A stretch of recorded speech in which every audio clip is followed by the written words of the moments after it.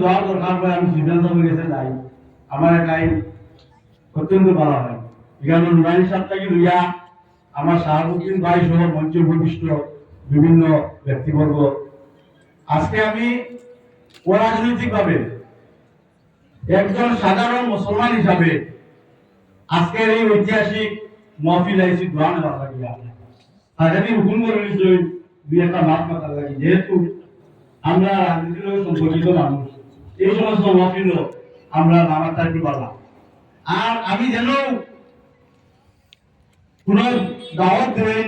আমি চেষ্টা করি কেন যে উপস্থিত হইবার লাগিয়া আমার কাছে কিচ্ছু নাই আমি কোনো ওয়ার্ড মেম্বার নাই আমার কাছে এক জিনিস আছে আপনারা দোয়া জীবনে মানুষের চলার পথে বিভিন্ন সময় আমরা ভুলভ্রান্তি করি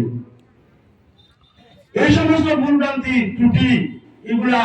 সংশোধন করার একমাত্র জায়গা হলো এই সমস্ত ওয়ার্ড মহফিল এই সমস্ত ইসলামিক সম্মেলন এই সমস্ত মনোরম সাথে এলাকে আমি একটু শ্রদ্ধা করি কারণ আমরা জীবনে অনেক ভুল ত্রুটি করি যাই হোক আমার আপনারা দীর্ঘদিন থেকে আমি যখন ছাত্র জীবন থেকে লইয়া চাকরি জীবন থেকে লইয়া আপনারা বিভিন্ন সময় এই মাদ্রাসা আমার দাওয়াত দিন আমি যথাযথ চেষ্টা করি যাওয়ার লাগে পরবর্তী সময় যখন রাজনীতি জীবনে আইসি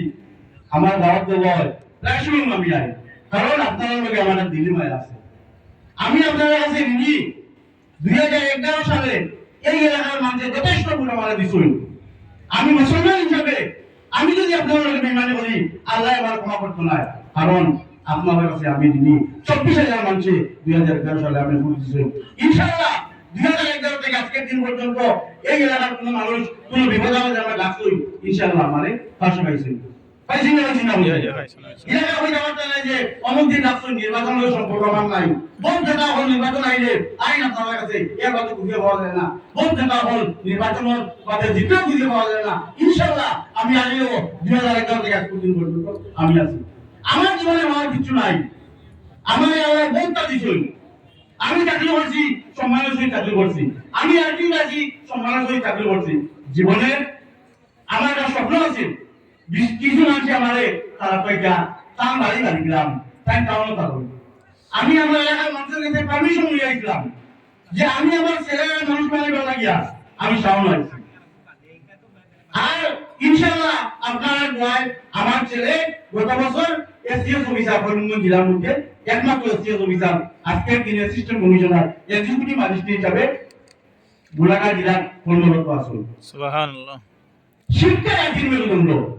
আজকে ইসলামিক শিক্ষা হোক সাধারণ শিক্ষা হয় শিক্ষা দিক দিয়ে যে সমাজে গড়ব সেই সমাজ উন্নতি করতে দিব এলাকিয়া এই সমস্ত মাদ্রাসা এই সমস্ত হাফিজিয়া মাদ্রাসা আলিয়া মাদ্রাসা গুলোতে দরকারি আর পড়াশোনার দিক দিয়া